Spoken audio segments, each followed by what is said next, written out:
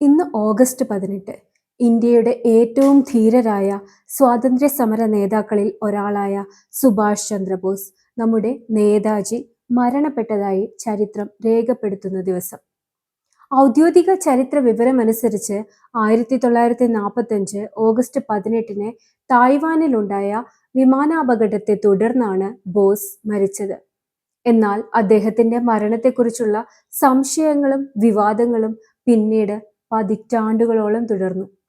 എന്നാൽ ഇന്നത്തെ താളുകളിലൂടെ ഞാൻ നിങ്ങളുമായി പങ്കുവയ്ക്കാൻ ആഗ്രഹിക്കുന്നത് അദ്ദേഹത്തിന്റെ മരണത്തിലെ ദുരൂഹതയെക്കുറിച്ച് മാത്രമല്ല, നേതാജിയുടെ ജീവിതത്തിലെ അധികം അറിയപ്പെടാതെ ഒരു വശത്തെക്കുറിച്ചാണ്.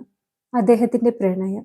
1934 യൂറോപ്പിൽ കഴിയുമ്പോഴാണ് സുഭാഷ് ചന്ദ്രബോസ് എമിലി ഷെങ്കൽ എന്ന ഓസ്ട്രിയൻ യുവതിയെ വിയന്നയിൽ പരിചയപ്പെടുന്നത്. ബോസ് ദ ഇന്ത്യൻ സ്ട്രഗിൾ എന്ന പുസ്തകവുമായി ബന്ധപ്പെട്ട് പ്രവർത്തിക്കുമ്പോൾ എമിലി അദ്ദേഹത്തെ ടൈപ്പിങ്ങിലും കത്തിടപാടുകളിലും സഹായിച്ചു. പിന്നീട് അവരുടെ ബന്ധം അടുത്ത സൗഹൃദമായും പിന്നീട് പ്രണയമായും മാറി. ഈ ബന്ധത്തെക്കുറിച്ചുള്ള പ്രധാനപ്പെട്ട ഒരു പുസ്തകമാണ് ലെറ്റേഴ്സ് ടു എമിലി ഷെങ്കൽ, 1934-1942, സിസിർ കുമാറും സുഗത ബോസും ചേർന്ന് എഡിറ്റ് ചെയ്തത്. ഇതിൽ ബോസ് എഴുതിയ 162 കത്തുകളും എമിലിയുടെ 18 കത്തുകളും ഉൾപ്പെടുന്നു. ഈ കത്തുകൾ നമ്മൾ സാധാരണ കാണുന്ന രാഷ്ട്രീയ നേതാവായ നേതാജിക്ക് പിന്നിലെ സ്നേഹിക്കുകയും ഒറ്റപ്പെടുകയും ചെയ്ത സുഭാഷ് എന്ന മനുഷ്യനെ പരിചയപ്പെടുത്തുന്നു.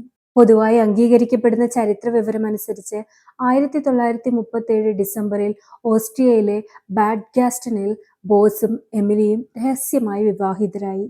1942 നവംബറിൽ അവർക്ക് ഒരു മകൾ ജനിച്ചു, അനിത ബോസ് ഫാഫ്. സുഭാഷ് ചന്ദ്രബോസിന്റെ ജീവിതത്തിൽ ഒന്ന് എമിലിയോടുള്ള വ്യക്തിപരമായ സ്നേഹം, മറ്റൊന്ന് ഇന്ത്യയുടെ സ്വാതന്ത്ര്യത്തോടുള്ള അദ്ദേഹത്തിന്റെ അതിശക്തമായ സമർപ്പണം. അദ്ദേഹത്തിന്റെ ജീവിതത്തിലെ ദുരന്തം ഇതായിരുന്നു: അദ്ദേഹം രാജ്യത്തിനായി തന്റെ വ്യക്തിജീവിതം ഉപേക്ഷിച്ചു. എമിലിയെയും മകൾ അനിതയെയും പിന്നിൽ വിട്ട് അദ്ദേഹം പോയി. അതുകൊണ്ട് തന്നെ എമിലിക്കുള്ള കത്തുകൾ വായിക്കുമ്പോൾ നമുക്ക് നേതാജിയേക്കാൾ സുഭാഷ് എന്ന മനുഷ്യനെ കാണാൻ കഴിയുന്നു. എന്നാൽ ബോസിന് സാധാരണ കുടുംബജീവിതം നയിക്കാൻ കഴിഞ്ഞില്ല. ഇന്ത്യയുടെ സ്വാതന്ത്ര്യമായിരുന്നു അദ്ദേഹത്തിന്റെ ഏറ്റവും വലിയ ലക്ഷ്യം. 1943 അദ്ദേഹം യൂറോപ്പ് വിട്ട് ഒരു സബ്മറൈൻ യാത്രയിലൂടെ ഏഷ്യയിലെത്തി. തുടർന്ന് ബ്രിട്ടീഷുകാർക്കെതിരായ സ്വാതന്ത്ര്യ സമരം ശക്തിപ്പെടുത്തി. ഇതാണ് അദ്ദേഹത്തിന്റെ ജീവിതത്തിലെ ഏറ്റവും വേദനാജനകമായ ഭാഗം. ഒരു വശത്ത് ഭാര്യയും കുഞ്ഞും, മറുവശത്ത് ഇന്ത്യയുടെ സ്വാതന്ത്ര്യത്തിനായിട്ടുള്ള പോരാട്ടം. അദ്ദേഹം സ്വന്തം വ്യക്തിപരമായ സന്തോഷത്തെക്കാൾ രാജ്യത്തിന്റെ സ്വാതന്ത്ര്യത്തിന് മുൻതൂക്കം നൽകി. അദ്ദേഹത്തിന്റെ മരണത്തെക്കുറിച്ചുള്ള ദുരൂഹത ഇന്നും ചർച്ച ചെയ്യപ്പെടുന്നു. എന്നാൽ എമിലിക്ക് എഴുതിയ കത്തുകൾ നമ്മെ ഓർമ്മിപ്പിക്കുന്നത് ഇതാണ്: ഇതിഹാസമായ നേതാജിയുടെ പിന്നിൽ സ്നേഹിക്കുകയും സ്വപ്നം കാണുകയും തന്റെ വ്യക്തിപരമായ സന്തോഷം രാജ്യത്തിനായി ത്യജിക്കുകയും ചെയ്ത ഒരു മനുഷ്യനുണ്ടായിരുന്നു, നമ്മുടെ നേതാജി.